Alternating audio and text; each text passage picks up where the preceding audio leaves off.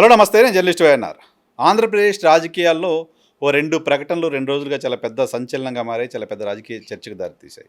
ఒకటి, మాజీ మంత్రి కారుమూరి నాగేశ్వరరావు తెలుగుదేశం పార్టీని ఉద్దేశించి, ఆ పార్టీ కార్యకర్తలను ఉద్దేశించి చేసిన వ్యాఖ్య అయితే, మరొకటి కిరణ్ అనే వ్యక్తి మాజీ సీఎం జగన్మోహన్ రెడ్డి గారి సతీమణి గురించి చేసిన వ్యాఖ్యలు. ఈ అంశాలతో పాటు ఆంధ్రప్రదేశ్ సంబంధించిన తాజా రాజకీయ పరిణామాలపైన మనతో మాట్లాడడానికి వైఎస్ఆర్ కాంగ్రెస్ పార్టీ ఏలూరు పార్లమెంట్ ఇన్ఛార్జ్ కారుమూరి సునీల్ కుమార్ గారు మనతో పాటు పాడ్కాస్ట్లో జాయిన్ అవుతున్నారు. సార్ నమస్తే. నమస్తే అండి. ఏంటి హీటెడ్ ఆర్గ్యుమెంట్స్కి, హీటెడ్ పొలిటికల్ డిస్కషన్స్కి కారుమూరి నాగేశ్వరరావు గారు కారణమయ్యారు. చాలా సౌమ్యంగా, సాఫ్ట్గా ఉంటారు. ఎందుకు అంత హార్ష్గా మాట్లాడారు? ఇప్పుడు పరిస్థితులు వల్ల మనిషి అలా అలాంటి మాటలు మరి మాట్లాడాల్సి వస్తుంది. మీన్వైల్ ఒకసారి నేను ఆ వీడియో ఇక్కడ ప్లే చేస్తాను, వ్యూవర్స్ కూడా చూస్తారు, తర్వాత మాట్లాడదాం. గుంటూరు యువతల నుంచి ఇంట్లోంచి లాగి కొడతారు, గుంటూరు అవతల నుంచి నరికి పడేస్తారని చెప్పి సందర్భంగా తెలియజేస్తున్నాను. ఎంచేతంటే వాళ్ళ ఇంటికి మన ఇల్లు ఎంత దూరమో మన ఇంటికి వాళ్ళెంత దూరం. ఆయన అన్న ఎగ్జాక్ట్లీ మాట మనం ఇప్పుడు వింటోంది. మీ ఇంటికి మా ఇల్లు ఎంత దూరమో మా ఇంటికి మీ ఇల్లు అంతే దూరము. సో గుంటూరు వరకు ఇంట్లోంచి బయటకు వచ్చి నరికేస్తారు, గుంటూరు తర్వాత బయటకు వచ్చి కొడతారు. గుంటూరు యువతల ఇంట్లోంచి లాగి కొడతారు, గుంటూరు అవతల బయట తీసుకొచ్చి నరుకుతారు అని అన్నారు. మీ ఇంటికి మా ఇల్లు ఎంత దూరమో మా ఇంటికి మీ ఇల్లు అంతే దూరం అన్నారు. మీ ఇంటికి మా ఇంటికి మీ ఇల్లు ఎంత దూరమో మీ ఇంటికి మా ఇల్లు కూడా అంతే దూరం అంటే ఏంటండి? దాని మీనింగ్ ఏంటి? Tit for tat. మీరు చేస్తే మేము అంతకంటే ఎక్కువ చేస్తాం అన్నట్టుగా అన్నారు. ఈరోజు రాష్ట్ర పరిస్థితులు చూస్తే మొన్న రాప్తాడులో ఏమైందండి? ఒక ఎంపీపీ ఎలక్షన్కి సపోర్ట్ చేసాడనే కదా లింగమయ్య గారిని చంపింది. మరి అతి కిరాతకంగా అలా అబ్బాయి మీద దాడి చేసి చంపి, మరి దీనికి పోలీసులు వత్తాసు పలకడము. మరి అలానే రాష్ట్రంలో చాలా మందికి ఇది తెలియదు. తణుకు నియోజకవర్గం అత్తిలి ఎంపీపీ ఎలక్షన్ ఏదైతే 27 మార్చ్ జరిగిందో, ఆ రోజు వైఎస్ఆర్ కాంగ్రెస్ పార్టీకి 15 మంది ఎంపీపీలు ఉన్నారు, ఎంపీటీసీలు ఉన్నారు. టీడీపీకి 4, టీడీపీ కూటమికి 4 ఎంపీటీసీలు ఉన్నారు. ఒకళ్ళు అటు జంప్ అయ్యారు. సో 14 వైఎస్ఆర్ కాంగ్రెస్ పార్టీ ఎంపీటీసీలు ఉన్నారు, 5 వాళ్ళు ఉన్నారు. మేము గెలవాల్సిన ఎలక్షన్ అది. ఆ ఎలక్షన్ జరగకుండా అక్కడ లోకల్ ఎమ్మెల్యే ఆర్మిల్లి రాధాకృష్ణ ఒక సింగపూర్ నుంచి వచ్చిన ఒక ఎన్ఆర్ఐ లాగా పోర్ట్రే చేసుకుంటూ ఉంటాడు, పెద్ద సౌమ్యుడు అన్నట్టుగా పోర్ట్రే చేసుకుంటూ ఉంటాడు. కానీ లోపల మనిషి మాత్రం అలా కాదు. ఒక ఎక్స్ మినిస్టర్, ఒక జెడ్పీ చైర్మన్ చేసి, 2 సార్లు ఎమ్మెల్యే చేసి, అందరు ఎంపీటీసీతో కలిసి బ్రేక్ఫాస్ట్ చేసి ఎలక్షన్కి వెళ్దామన్నట్టుగా అత్తిల్లో మా స్వగృహంలో మా ఇంట్లో ఉంటే ఒక 500 మంది టీడీపీ నాయకులు, అందులో ఏఎంసీ చైర్మన్ భర్త ఉన్నారు, జనసేన పార్టీ ఇన్ఛార్జీలు, ఆ మండల ఇన్ఛార్జీలు ఉన్నారు, నాయకులు అందరూ ఉన్నారు. వాళ్ళందరితో రౌడీ మూకలు వేసుకుని బైక్కి సైలెన్సర్లు పీకి ఇంటి ముందు హడావిడి చేసుకుంటా ఒక 500 నుంచి 600 మంది, అందులో ఉపాధి హామీ కూలీళ్ళు ఎవరైతే లేడీస్ ఉంటారో వారిని కూడా మోహరించి మొత్తం ఇంటి మీద దిక్కి పంపించారండి. ఉపాధి హామీ కూలీలతో కలిసి మీ ఇంటి మీదకి వచ్చారు. ఉపాధి హామీ గొడవైంది కదా, ఉపాధి హామీ కూలీలకు కూడా మీకు అక్కడ మస్టర్ వేస్తాము, మీకు ఇక్కడ మీటింగ్ ఉందని చెప్పి తీసుకొచ్చి ఇక్కడ దింపేశారు. కారుమూరి నాగేశ్వరరావు ఇంటి ముందు దింపేసి ఇక్కడ కలిపేశారు జనంలో. ఎంపీటీసీలు బయటికి రాకుండా అడ్డుకున్నారు. ఎంపీటీసీలు బయటికి రాకుండా ఎలక్షన్ వాయిదా పడేలాగా అడ్డుకున్నారు అన్నమాట. కోరం లేదు కాబట్టి ఎలక్షన్ వాయిదా పడుతుంది. ఎగ్జాక్ట్లీ. సో ఇంత దుర్మార్గమైన ఇలాంటి పరిస్థితి పశ్చిమ గోదావరిలో మొట్టమొదటిసారి. ఎన్ని రాజకీయాలైనా చేస్తారు కానీ పశ్చిమ గోదావరిలో ఇలా సాఫ్ట్ గా ఉంటారు, కానీ ఇళ్ల మీదకి వెళ్ళే రాజకీయాలు చేయరు. దీనికి నాంది పలికిన వ్యక్తి తణుకు ఎమ్మెల్యే ఆర్మిల్లి రాధాకృష్ణ. సో ఆ కంటెస్ట్ లో ఆయన కోపంతో మాట్లాడారు మాట్లాడితే. అంటే అదే కాదండి, అదొకటి. ఒక మాజీ మంత్రికే ఇలా జరుగుతుందంటే సామాన్య కార్యకర్తల గురించి ఏం జరుగుతుందండి? పోలీసులు ఏమైపోయారు సార్? పోలీసులు అంత ఇన్సిడెంట్. పోలీసులు అండి, మీరు నమ్మరు, SP, DSP, DIG, CI, SI ఎవ్వరు కూడా సరిగ్గా రెస్పాండ్ అవ్వలేదండి. ఎవ్వరు కూడా. మీరు ఆ వీడియోస్ ప్లే చేస్తే, ఆ వీడియోలో చూస్తే మీకు ఎక్కడ అంతమంది జనం ఉన్నా ఎక్కడ ఒక్క పోలీస్ కనపడదు. ఆ పోలీసులు దూరంగా నుంచి ప్రేక్షక పాత్ర వహించారు. ఒక 2 కానిస్టేబుల్ అండి. ఒక ఎలక్షన్ జరుగుతుందంటే ఒక ఊర్లో ఎంత బందోబస్తు ఉంటుంది, ఎంత బందోబస్తు ఉంటుందని మామూలుగా. అలాంటిది పోలీసులు చెప్తున్నాను కదండి, ఎస్పీ, డిఎస్పి, డిఐజీ అందరూ కూడా ఒక తెలుగుదేశం కార్యకర్తల్లాగా ఆ రోజు వ్యవహరించడం జరిగింది. మరి ఎక్కడుందని లా అండ్ ఆర్డర్? ఇప్పుడు హోమ్ మినిస్టర్ అనిత గారు పెద్ద ప్రవచనాలు చెప్తున్నారు ఇప్పుడు వచ్చి, మేము లా అండ్ ఆర్డర్ కంట్రోల్లో చేశాము, ఈ కార్బన్ నాయకులు గారు చూస్తే ఏంటి ఇది అని మాట్లాడుతున్నారు కదా ఇష్టం వచ్చినట్టు. అసలు లా అండ్ ఆర్డర్ ఫెయిల్ అయిందండి అక్కడ. మా ఇంటి మీద అటాక్ చేసినారని చెప్పి కేసు పెడితే అక్నాలెడ్జ్మెంట్ ఇవ్వడానికి 1 వీక్ పట్టిందండి. కేసు అవ్వలేదు సార్ ఇప్పటికి? కేసు కూడా అవ్వలేదు. అక్నాలెడ్జ్మెంట్ ఇవ్వడానికి 1 వీక్ పట్టింది. మాజీ మంత్రి మా ఇంటి మీదకి ఎవరు వచ్చారు అని చెప్పి కంప్లైంట్ చేస్తే నిజమా? అక్నాలెడ్జ్మెంట్ ఇవ్వడానికి 1 వీక్ పట్టింది. నేను మీకు విత్ డేట్ అక్నాలెడ్జ్మెంట్ చూపించగలుగుతాను. ఇప్పుడు దాకా కేసు రిజిస్టర్ అవ్వలేదు. అదే కారుమూరి నాగేశ్వరరావు గారు, మీరు ఇట్లాంటి చర్యలు చేస్తే గుంటూరుకి యువతల లాగి కొడతారు, అవతల నరుకుతారు అంటే ఇలాంటి చర్యలు చేస్తే అంటారు. ప్లస్ నడుకుతామనలైనా ఎగ్జాక్ట్ నరుకుతారు అంటే యాక్షన్ కి రియాక్షన్ జరగవచ్చు అని ప్రిడిక్ట్ చేశారు, అని ప్రిడిక్ట్ చేయడం జరిగింది. అది కూడా అందులో ఈ ఆర్మిల రాధాకృష్ణ అండి ఎడిటింగ్ మాస్టర్ అండి. ఆయన కావాల్సిన ముక్కలు కట్ చేసుకుంటాడు, మిగతావన్నీ వదిలేస్తాడు అనమాట. మీరు మొత్తం అక్కడ మాట్లాడేది మొత్తం వీడియో చూస్తే మీకు అర్థం అవుతుంది. నా ఇంటి మీద కూడా ఇట్లా దాడి జరిగింది, ఎంత తప్పు ఇది కరెక్ట్ కాదు కదా అని చెప్పిన వ్యక్తి ఇలాంటివి కరెక్ట్ కాదని చెప్పారు. ఆ వీడియో తర్వాత ఉంటుంది అందులో. కానీ అవన్నీ ఎత్తేసి అలా కావాల్సిన ముక్క పెట్టుకుని ఈరోజు తెలుగుదేశం ఎమ్మెల్యేలు, మంత్రులు, కేంద్ర మంత్రి వర్మ గారు కానివ్వండి, బడేటి చంటి గారు కానివ్వండి, సొంగారు రోషన్ గారు కానివ్వండి, ముప్పిడి వెంకటేశ్వరరావు గారు కానివ్వండి, వీళ్ళందరూ కూడా నీతులు చెప్తున్నారు వచ్చి. అసలు ఈ చర్యలు మొదలుపెట్టినోడు ఆర్మిలి రాధాకృష్ణ. మరి ఆయన ప్రశ్నించాడు ముందు, నువ్వు ఎందుకు ఇలా చేసావు, ఎందుకు ఆయన ఇంటి ముందు మీదకి వెళ్ళి చేసావు, ఇప్పుడు దాకా కేసు ఎందుకు కట్టలేదు అని చెప్పి ముందు వాళ్ళని ప్రశ్నించండి. ఇలా జరుగుతుంది, మీరు ఇలా చేస్తే అని మాట్లాడినందుకు కార్బన్ నాగేశ్వర గారి మీద కేసులు కట్టేశారు. 24 hours అవ్వకుండానే ఎఫ్ఐఆర్ రిజిస్టర్ అయ్యింది. మేము వాటికేం భయపడమండి. కానీ అసలు ఆ మాట తప్పనిపించట్లేదా? ఆ మాట అయినా ఏదండి నాగేశ్వర గారు? ఏమండి, ఎంతమందిని వైఎస్ఆర్ కాంగ్రెస్ పార్టీ కార్యకర్తలను పొట్టన పెట్టుకున్నారండి. అటు పల్నాడు జిల్లాలో కానివ్వండి, మీకు తెలియనిది కాదు, ఎద్ది దాడులు. ఇప్పుడు ఏలూరు పార్లమెంట్లో అటు పోలవరం కానివ్వండి, మాకు అక్కడ వేలేర్పాడు ఇన్ఛార్జ్ ఎవరైతే ఉన్నారో ఆయన్ని కొట్టడం జరిగింది. విత్ వీడియోస్ ఎవిడెన్సెస్ ఉన్నాయి. మళ్ళీ ఆయన కార్లు పగలగొట్టేసి ఇళ్లలోకి వెళ్ళి దాడులు చేసి అలా పోలవరం కాన్స్టిట్యున్సీలో, మళ్ళీ కైకులూరు కాన్స్టిట్యున్సీలో చూస్తే అట్లా రకరకాల దాడులు వాళ్ళు అట్లా చేస్తున్నారని మీరు మాట్లాడుతున్న క్రమంలో మీరు కూడా ఇటువంటి మాటలు మాట్లాడితే ఇంక హింస పెరుగుతుంది కదా. ఇప్పుడు గాంధీజీ చెప్పినట్టు ఒక చెంప చూపిస్తే ఇంకో చెంప చూపించమంటారండి? అట్లా అయితే మా కార్యకర్తలు ప్రాణాలు పోయినా, అలా ఆస్తులు పోయినా మేము అలా ప్రేక్షక పాత్ర పోవాల్సిందే కదా. ఇప్పుడు ఆయన మాట్లాడడం వల్ల ఇంకా ఎమోషన్స్ పెరిగిపోయి మీ కార్యకర్తలు కూడా ఎమోషన్ అయిపోయి వాళ్ళు వీళ్ళు కొట్టుకొని ఇంకా నష్టం కదా.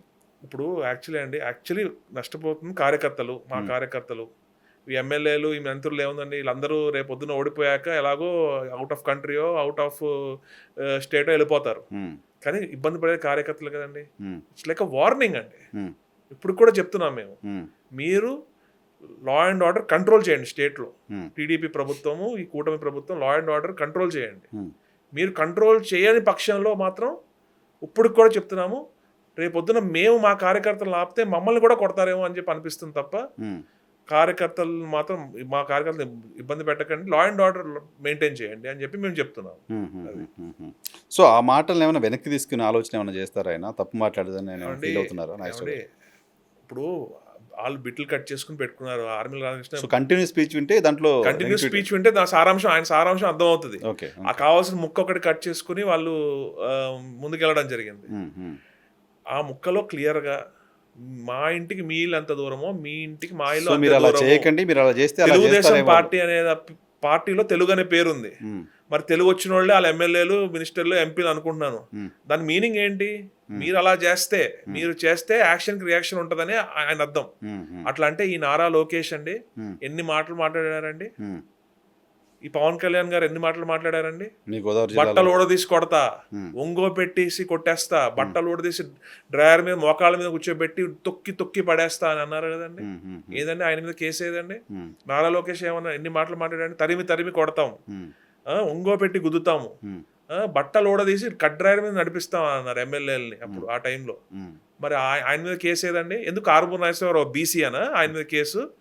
బీసీలు నోరు లెగిస్తే తొక్కేస్తారా అండి? మాకైతే అదే అనిపిస్తుందండి. మరి వాళ్ళు మాట్లాడినప్పుడు లేదా ఇలాంటి మాటలు? ఆయన ఏమన్నా నేను నరికేస్తాను, నేను కొట్టేస్తాను అన్నారా? అనలేదు.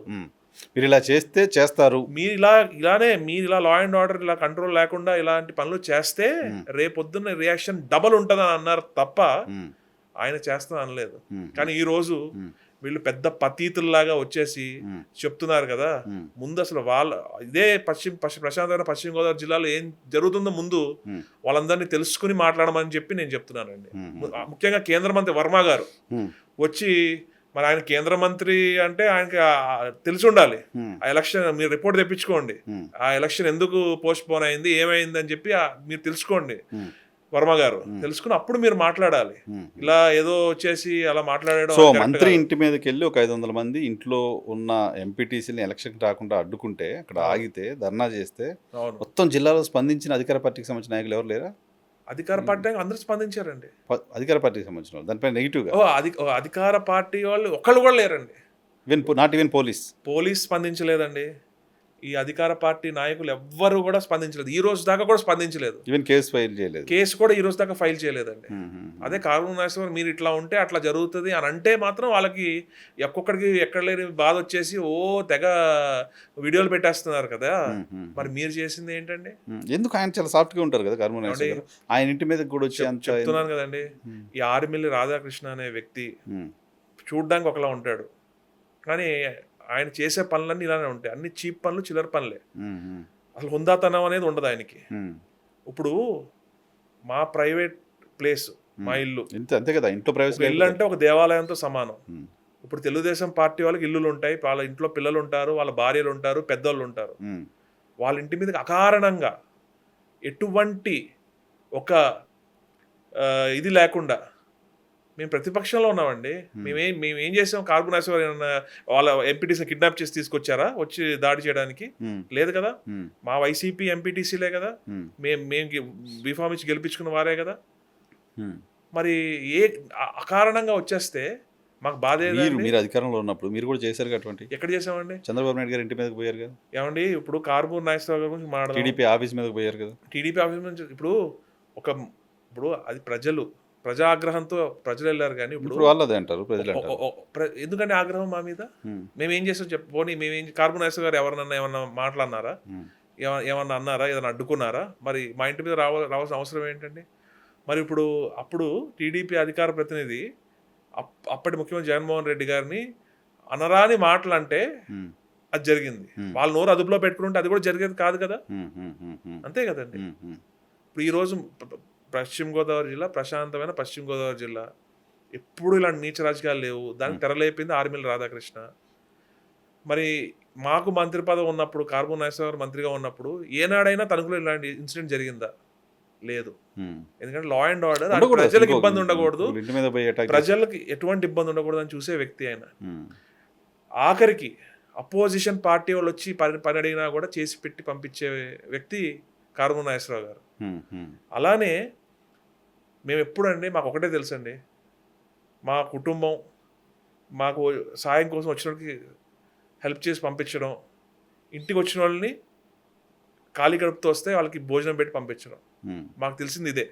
అలాంటిది మా ఇంటి మీదకే వస్తే మరి మాకు ఎట్లా ఉంటుందండి? సో ఆ కారణంతో బహుశా ఆయన అంతే కదండి కోపం వచ్చి ఉంటుంది బహుశా. ఇప్పుడు ఒక పర్సనల్ స్పేస్ ఇన్వైట్ చేశాడు ఆయన. ఇప్పుడు ఇది పర్సనల్ అయిపోయింది కదండి. ఇప్పుడు రాజకీయంగా 100 మాట్లాడుకుంటాము, 100 ఉంటాయి, అది పర్వాలేదు, దట్స్ పాలిటిక్స్. ఒక ఇంటి మీదకి రావడం అంటే ఒక పర్సనల్ స్పేస్ ఇన్వైట్ చేయడం, ఒక రౌడీ మూకలతో ఇంటి మీద పంపించడం అంటే ఇంకా రేపు పొద్దున్న మరి మేము చేతికి గాజులు వేసుకుని లేమండి. మరి యాక్షన్కి రియాక్షన్ ఉంటుంది. రేపు పొద్దున దీని గురించి మా ప్రభుత్వం వచ్చాక దీని గురించి సిఐడి ఎంక్వైరీ ఉంటుంది. ఇప్పుడు ఏ ఎంక్వైరీ జగన్మోహన్ రెడ్డి గారు ఆదేశిస్తే ఆ ఎంక్వైరీ జరుగుతుంది. ఇది చేసిన వారి మీద తీవ్ర చర్యలు కూడా లా ప్రకారం జరుగుతుంది. మీరు ఒక పక్క శాంతి భద్రతలు పట్టించుకోవట్లేదు, లా అండ్ ఆర్డర్ లేదు అని చెప్తున్నారు. కిరణ్ అనే వ్యక్తి భారతి రెడ్డి గారి గురించి కొన్ని నేను ఈ వీడియోలో చెప్పలేని కొన్ని పనికిమాలిన మాట్లాడుతున్నాను.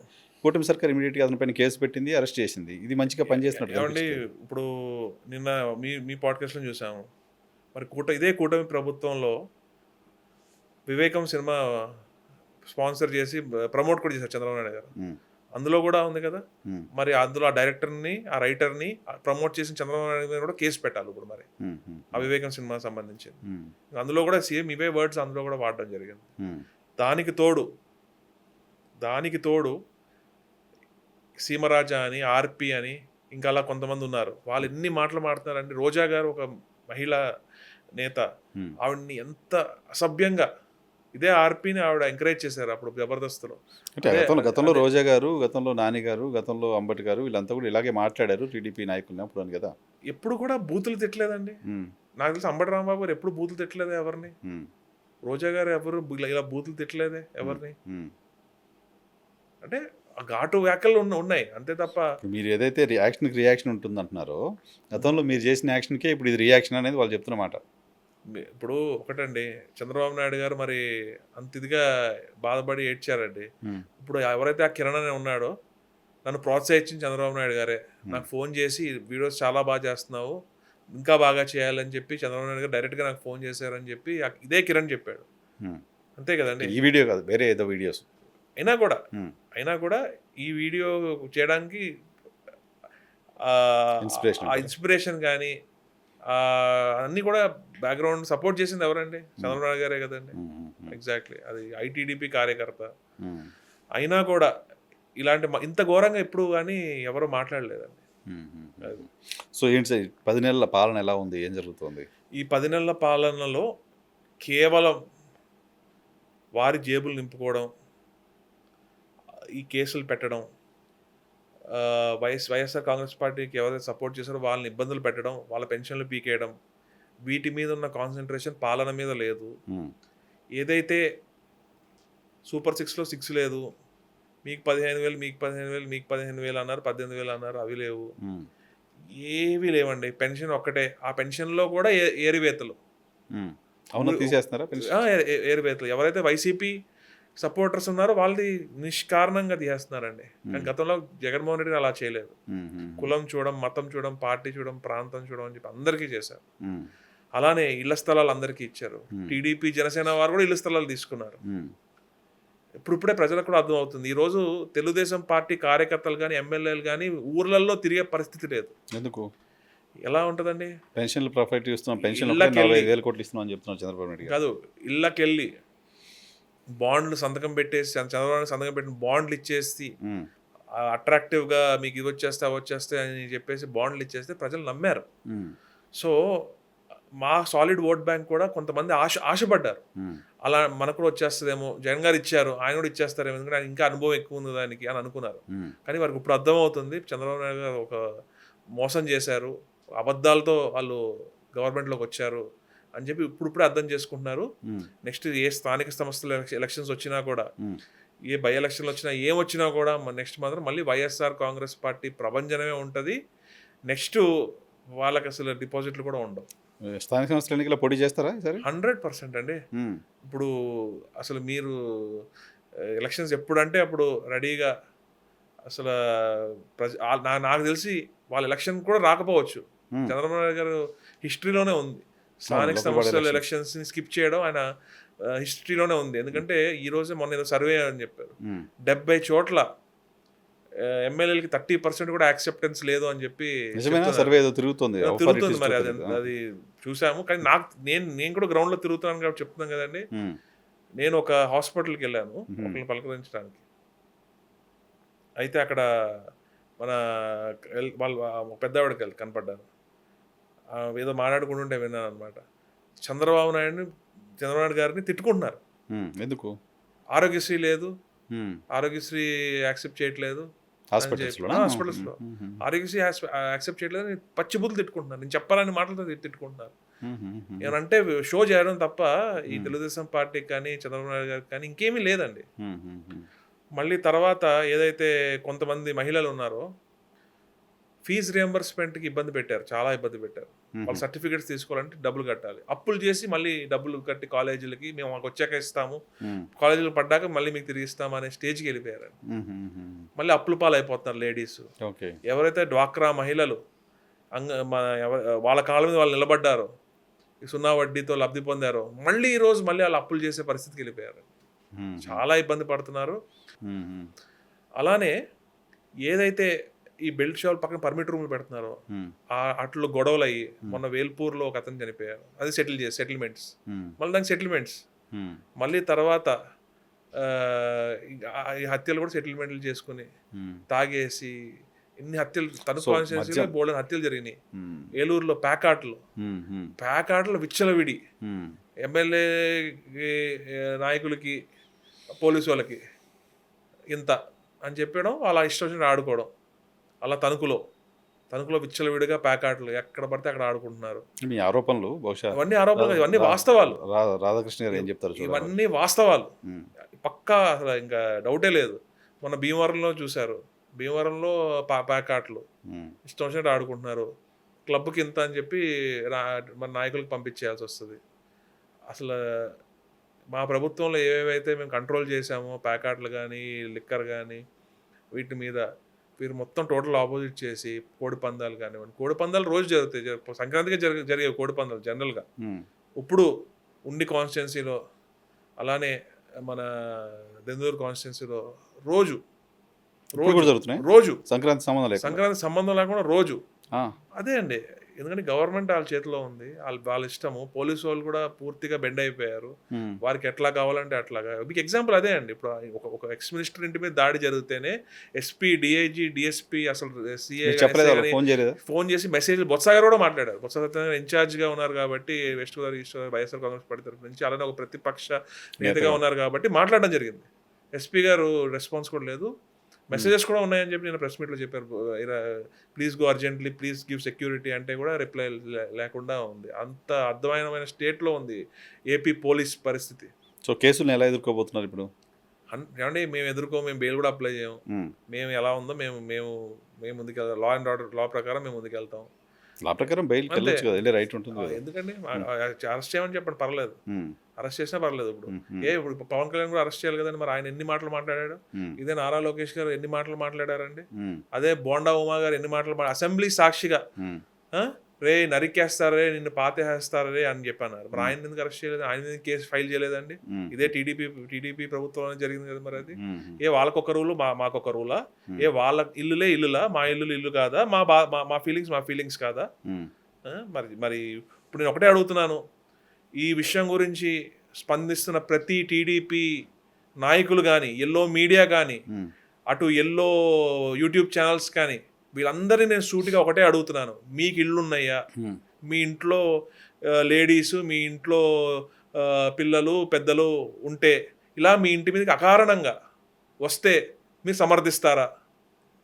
మీరు ఇట్లానే మరి పర్లేదు, మంచిదే అని చెప్పి రియాక్ట్ అవుతారా? పోలీసులను కూడా స్పందించకపోతే మీరు ఊరుకుంటారా అని నేను సూటిగా అడుగుతున్నాను. దీనికి సమాధానం చెప్పండి ప్రతి ఒక్కళ్ళు. మరి అత్తిల్లో ఏదైతే జరిగిందో, మరి దాని గురించి ఇప్పుడు కూడా 2 weeks అయింది, ఇప్పుడు దాకా కేసు ఫైల్ చేయలేదు. మరి దాని గురించి స్పందించండి. దీని గురించి తెగ బాధపడిపోతున్నారు కదండి. మరి దాని గురించి స్పందించండి మీరు.